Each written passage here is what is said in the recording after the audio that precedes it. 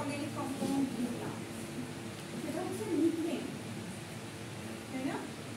এটার নাম হচ্ছে মিথেন, ঠিক আছে। এবং আমি এই গ্রুপটার নাম কথা বলেছি যে CH3, এই গ্রুপটার কিছু বলেছি কথা, এটার নাম হচ্ছে অ্যালকাইল গ্রুপ, অ্যালকাইল গ্রুপ, হ্যাঁ নিশ্চয়ই বলেছি অ্যালকাইল গ্রুপ। এখন ফাংশন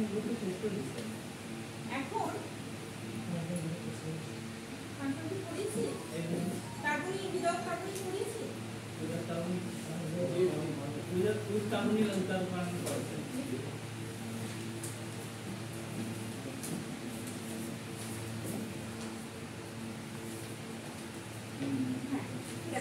তাহলে আমি এখন আপনাদেরকে ফাংশন গ্রুপ দিলে পারবেন, পারা উচিত, কারণ হচ্ছে আমি অলরেডি করে গেছি।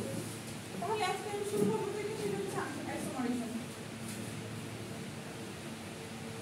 ফাংশনাল গ্রুপ যদি শেষ হয় তাহলে আমরা দেখবো আজকে আইসোমারিজম।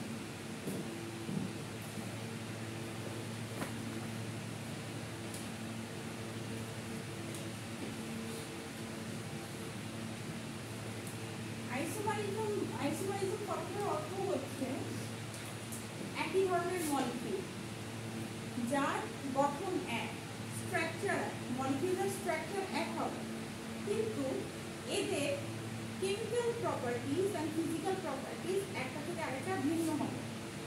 এরা দেখতে একই রকম, বাট এদের প্রপার্টিজ ভিন্ন, কেমিক্যাল এন্ড ফিজিক্যাল প্রপার্টিজ। তাহলে যদি আইসোমারিজম লিখি তাহলে বলবো same molecular formula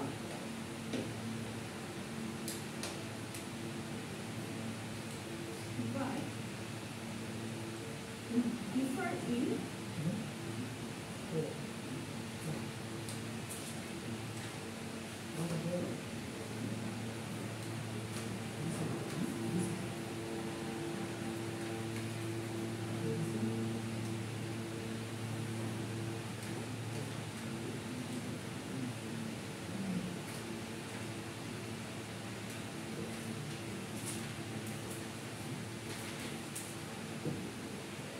molecular formula কিন্তু differ কোথায় করে, physical and chemical properties A.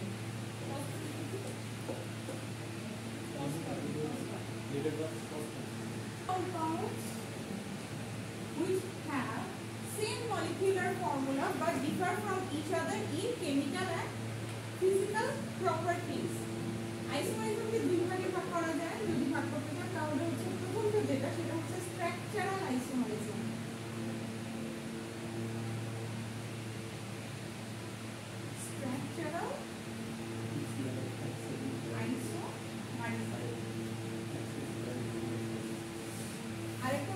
Geometrical isomerism.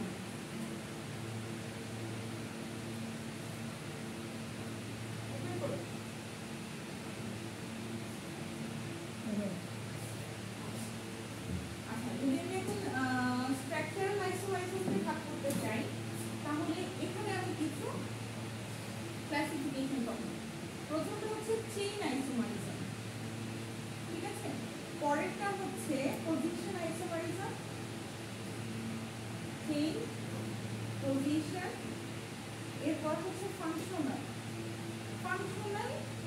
Isomerism. এর আরেকটা আছে সেটা হচ্ছে মেটামারিজম।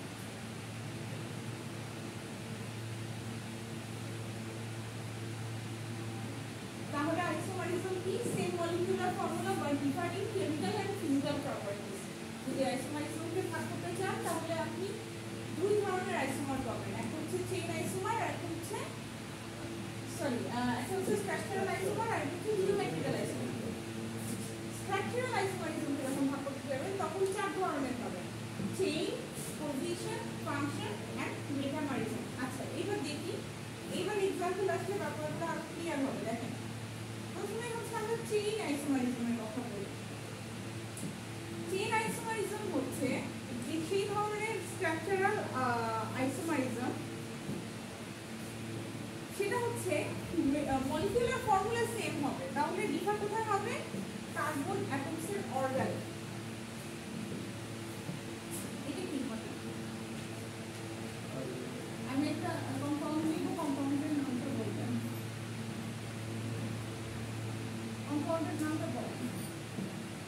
ওটা বলবেন কয়টা কার্বন? চারটা কার্বন থাকলে এবং হাইড্রোজেন কয়টা দেখেন তো? 10টা। C4H10 C4 কি এটার নাম কি? C4H10 আবার মনে করেন বিউ10 এটার নাম হচ্ছে বিউটেন। ওকে, এখন একে যদি এই জিনিসটা তাহলে আমার যদি ধরে গেলে এটা C4H10 এটা কি এইভাবে আমরা লিখতে পারি? দেখেন তো এটাও একটা কেমিক্যাল ফর্মুলা।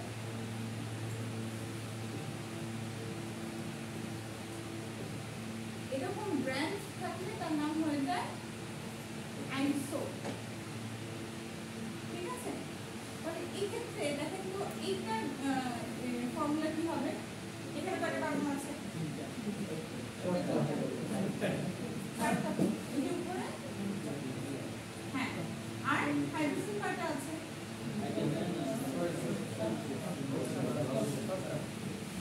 4টা কার্বন আর 10টা হাইড্রোজেন। এইটার সবকটা সমান না, যতগুলো কার্বন আছে ততগুলো হাইড্রোজেন আছে না, সব সেম। তাহলে এইটা আর এইটা দুটোই হচ্ছে C4H10, দুটোই C4H10। এইখানে আমার পার্থক্য কোথায় হয়েছে? চেইনে। এটা ছিল লং চেইন, স্ট্রেট চেইন, এইখানে চেইনটা কি ব্রাঞ্চ। দেখেছেন এখানে একটা ব্রাঞ্চ হয়ে গেছে।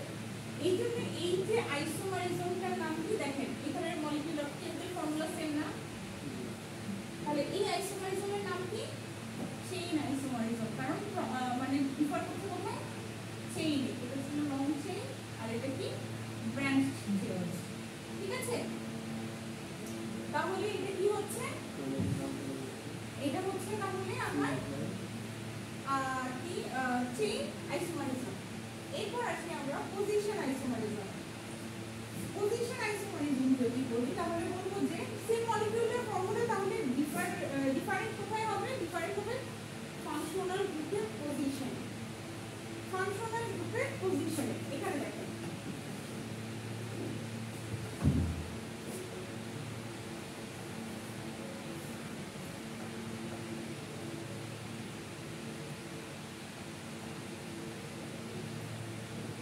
কয়টা কার্বন আছে?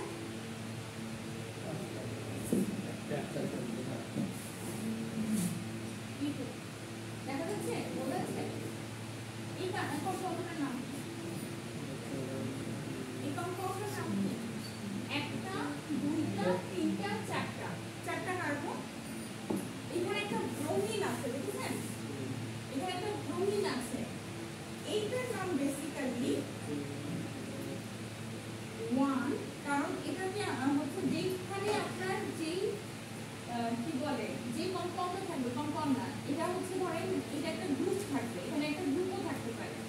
ঠিক আছে, অ্যালকাইল গ্রুপ অথবা ব্রোমিন অথবা হ্যালোজেন থাকতে পারে, হ্যালাইড থাকতে পারে, কোনো ফাংশনাল গ্রুপ থাকতে পারে। যদি কোনো ফাংশনাল গ্রুপ থাকে তাহলে আপনারা নামটা দেখেন এইভাবে 1 ব্রোমো বিউটেন। ঠিক আছে, এটা নাম 1 ব্রোমো বিউটেন। 1 2 3 4 ব্রোমিন। C4H9Br। দেখেন এটা আপনি এরকম C4H9Br। এটাকে যদি চেক করে তাহলে এটা আসবে। এইবার দেখেন তো এই সেম জিনিসটা নিয়ে আমি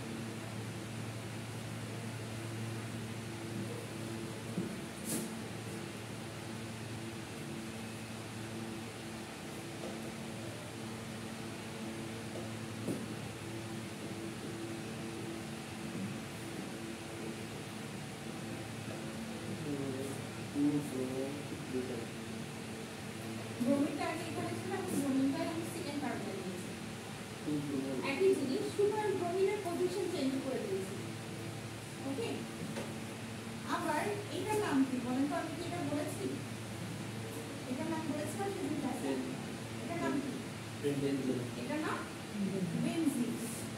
মনে করেন বেনজিনের 1 নাম্বার আর 2nd নাম্বার কার্বনে দুটো ক্লোরিন আছে, এখানে আর এখানে দুটো ক্লোরিন আছে। এটা নাম তখন হবে কি, এই পজিশনটাকে বলা হয় অর্থ,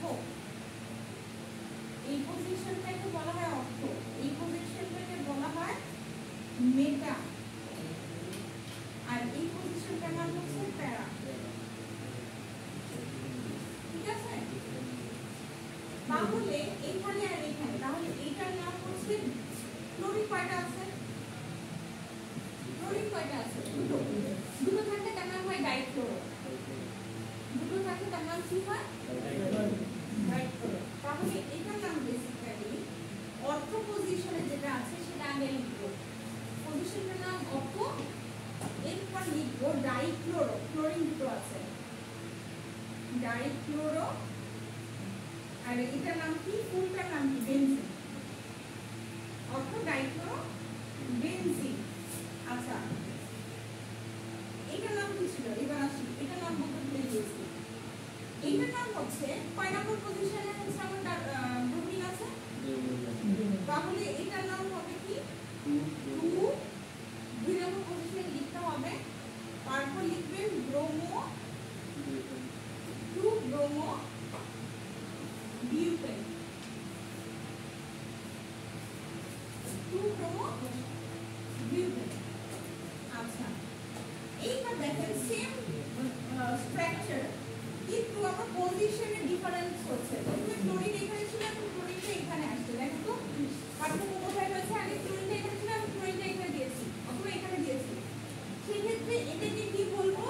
এটার নাম হচ্ছে মেটা ডাইক্লোরো বেনজিন। এখানে মেটা ডাইক্লোরো বেনজিন। ক্লিয়ার? আচ্ছা, আইসোমাইসোমের এই দুটো গেল। এরপর কি? এরপর যেটা সেটা হচ্ছে ফাংশনাল পজিশন চেইন। এই দুটো ক্লিয়ার? পজিশন আর চেইন ক্লিয়ার? আচ্ছা, এবার আসি ফাংশনাল। ফাংশনাল হচ্ছে একই ধরনের আপনার স্ট্রাকচার, কিন্তু পার্থক্য হচ্ছে কোথায়? পার্থক্য হচ্ছে আপনার ফাংশনাল গ্রুপে একই ধরনের হবে, কিন্তু ফাংশনাল গ্রুপ দেখতে ভিন্ন হবে। দেখেন, functional isomerism, তাহলে functional isomer have the same molecular formula but different functional group। যেমন এটা দেখেন, এটা বলেছিলাম, এটা কি বলে?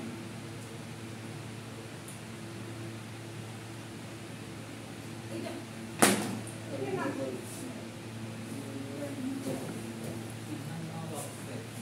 অক্সাইড তো না,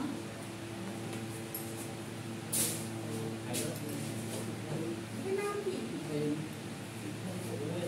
ওই থাকলে সেটার নাম কি হয়? অ্যালকোহল বলেছিলাম।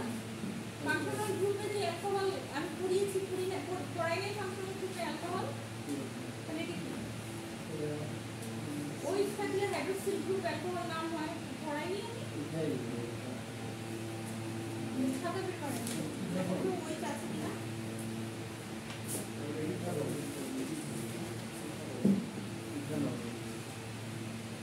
পড়িয়েছি ইথাইল অ্যালকোহল, দেখো তো সবাই খাতা বের করেন। দেখেন ইথাইল অ্যালকোহল আছে।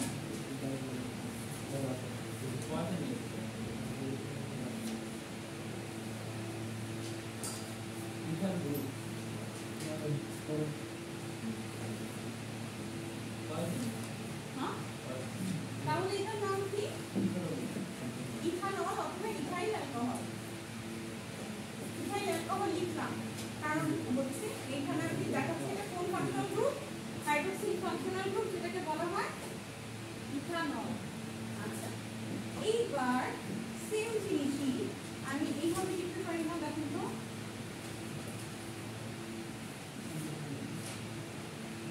এদের দুইটারই মলিকুলার ফর্মুলা কি? কয়টা কার্বন? 2টা কার্বন। অক্সিজেন কয়টা? একটা। বাকি থাকে হাইড্রোজেন কয়টা? 6। এখানে কয়টা? তাহলে এটা হচ্ছে C2H6 O না, কিন্তু একটা হচ্ছে ইথাইল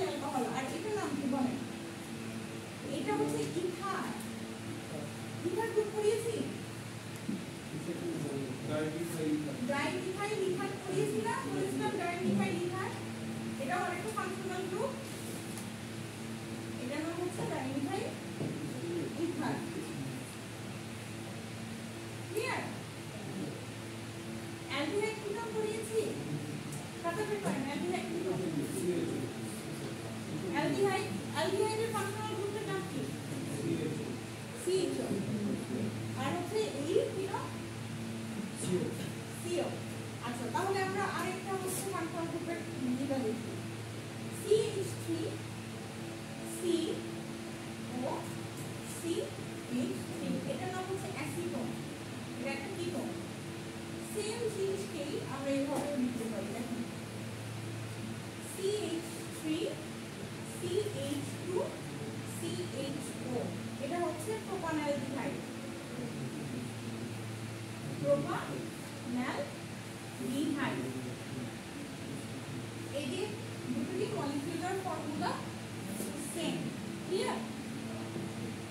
আচ্ছা, ফাংশনাল গ্রুপ গেল, এটা হচ্ছে metamerism.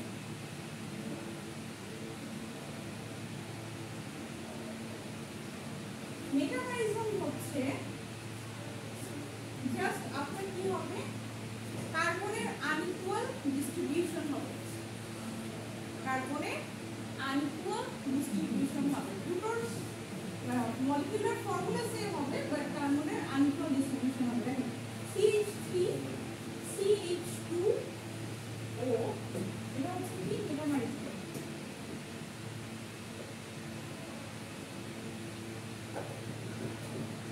CH3 CH2O CH2 CH3, ঠিক আছে? এটার নাম হচ্ছে diethyl ether, ethyl ethyl, so এটার নাম হচ্ছে ডাইইথাইল ইথার। এইবার এই মানে আমার অক্সিজেনটা একবার এদিকে সরে আসবে, তাহলে কি হয় দেখেন তো, CH3O CH2 CH2 CH3 না, সেম জিনিস অক্সিজেনকে শুধু এদিকে নিয়ে আসছে, জাস্ট অক্সিজেনের পজিশনটা চেঞ্জ হয়েছে। এইটার নাম কি? এইটার নাম হচ্ছে, এটা কি মিথাইল গ্রুপ, এটা কি গ্রুপ? কয়টা কাটবো? তাহলে তিনটা কাটতে থাকলে তাকে কি বলা হয়? Propyl, propyl ether.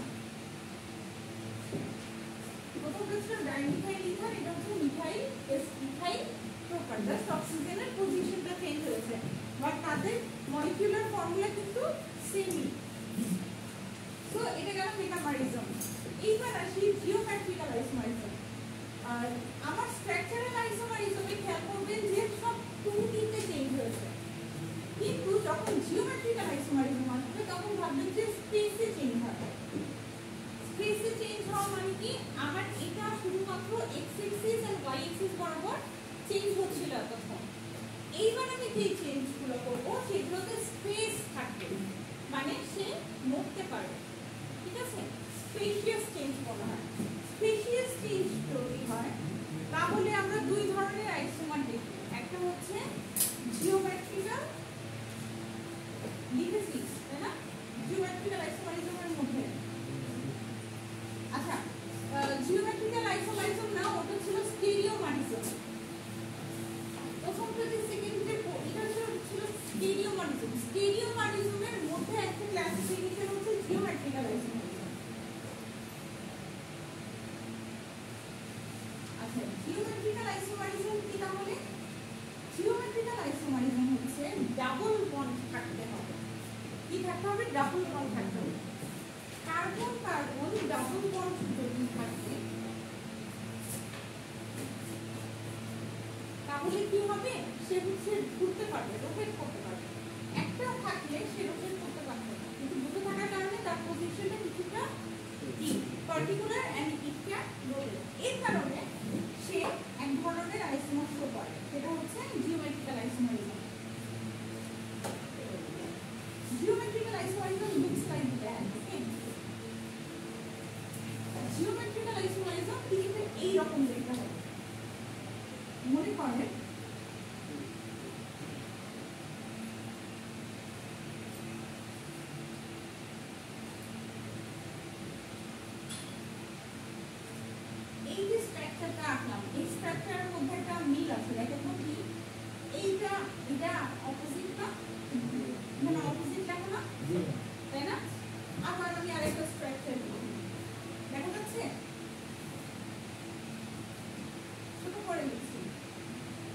এখানে ব্রোমিন দুটোই উপরে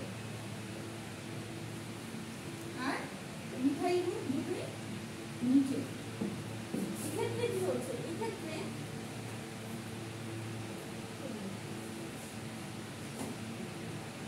কি হচ্ছে, এক্ষেত্রে দেখেন তো ব্রোমিন দুটো উপরে আর নিচে দুটো মিথাইল গ্রুপ না, এই দুটো ফর্মেশন জিওমেট্রিক্যাল আইসোমারিজমে সম্ভব।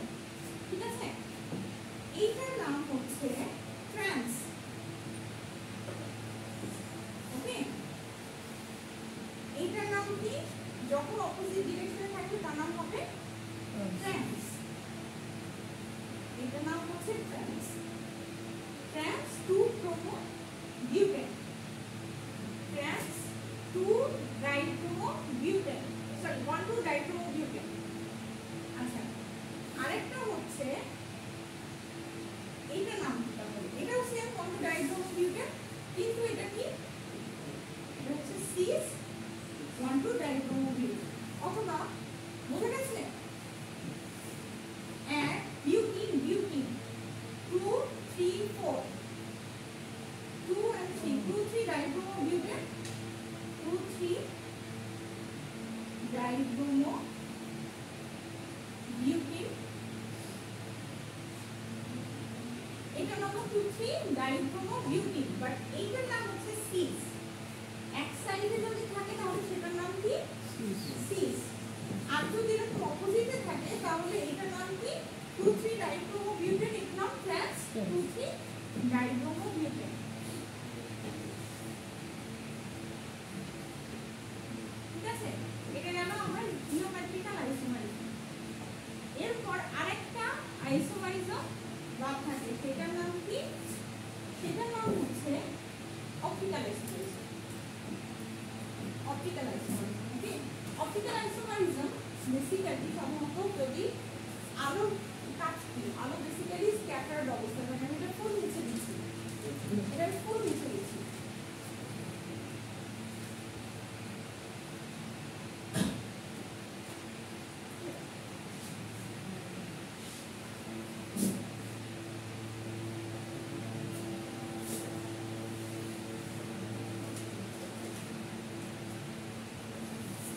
অপটিক্যাল আইসোমারিজম হচ্ছে, মনে করেন আলো স্ক্যাটার্ড অবস্থায় আছে, আলোর তো কোনো এখানে হচ্ছে আমি স্ক্যাটার্ড অবস্থায় আলো দেখাচ্ছি। ওকে, বোঝা গেছে, যেখানে আলোটা আমার যখন কোনো অপটিক্যালি আলো আছে তখন হচ্ছে যে কোনো দিক দিয়ে আসতে পারে, তাই না, এরকম যে কোনো দিক দিয়ে আসতে পারে। এখন দেয়ার ইজ আ প্রিজম, সেটাকে বলা হয় নিকল প্রিজম। মনে করেন আপনি এখানে একটা নিকল প্রিজম সেট করেছেন। নিকল প্রিজমের কাজ কি, এই নিকল প্রিজমের মধ্যে দিয়ে যখন আলো আসে তখন আলোকে সে কি করে, তখন সে স্ক্যাটার্ড আলোকে এরকম প্যারালাল লাইটে পরিণত করে। তো প্যারালাল লাইটে পরিণত করার ফলে সে হয় কি, এর মধ্যে দিয়ে কোনো সলিউশনে যদি আপনি নিকল প্রিজম রাখেন তাহলে দেখা যাবে যে দুটো কম্পাউন্ড সব দিক থেকে সেম, কিন্তু optically they are not same. তাদের স্পেশাল মানে স্পেস কোথায় চেঞ্জ হচ্ছে, অপটিক্যালি চেঞ্জ হচ্ছে। অপটিক্যালি যদি আপনি নিকল প্রিজমে রাখেন তাহলে চেঞ্জ হয়। এই ধরনের আইসোমারকে বলা হয়, এই ধরনের আইসোমারকে কি বলা হয়, অপটিক্যাল আইসোমারিজম। ওকে, এখন অপটিক্যাল আইসোমারিজম হওয়ার কয়েকটা শর্ত আছে। কন্ডিশন নাম্বার 1,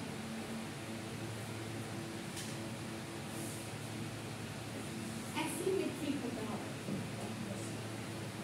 সিমেট্রিক হওয়া যাবে না, অ্যাসিমেট্রিক হতে হবে। সিমেট্রিক কি আর অ্যাসিমেট্রিক, এটা সিমেট্রিক না অ্যাসিমেট্রিক। আমি একটা যদি সার্কেলকে কাটি তাহলে কি দুটো সমান জিনিস কাটবো না, আসবে না। মনে করেন এটা একটা সার্কেল, এই সার্কেলটা হচ্ছে আমি যদি ভিতর দিক দিয়ে কাটি তাহলে এই পাশ আর এই পাশ সমান না, তাহলে এটাকে বলা হয় সিমেট্রিক। কিন্তু অপটিক্যাল আইসোমার হতে গেলে তাকে সিমেট্রিক হওয়া যাবে না। আমার হাতকে যদি আপনি কাটেন, আমার হাত সিমেট্রিক না অ্যাসিমেট্রিক,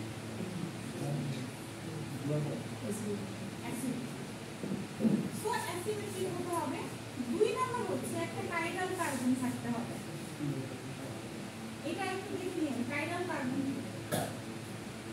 কাইরাল কার্বন হচ্ছে কার্বনের 4টা বন্ডই 4 ধরনের পারমাণবিক থাকবে, অন্য 4 ধরনের মলিকিউল থাকবে। যেমন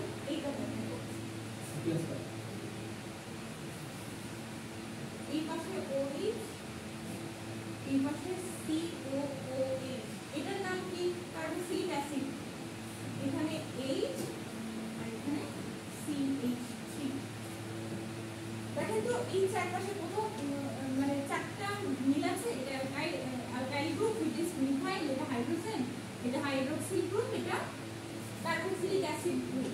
চারটা কোথাও মিল আছে, এটা নাম হচ্ছে কাইরাল কার্বন। যে কার্বনের চারটাই ভিন্ন ধরনের সংশ্লিষ্টতার সাথে যুক্ত হয়েছে আপনার কাইরাল কার্বন। অ্যাসিমেট্রিক হতে হবে, কাইরাল কার্বন থাকতে হবে। আরেকটা হচ্ছে সুপার ইম্পোজেবল, সুপার ইম্পোজেবল মিরর ইমেজ হতে হবে।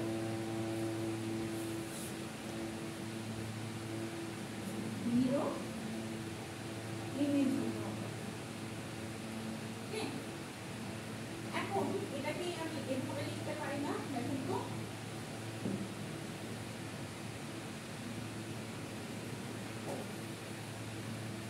এই জিনিসটা এবার এদিকে আসলো,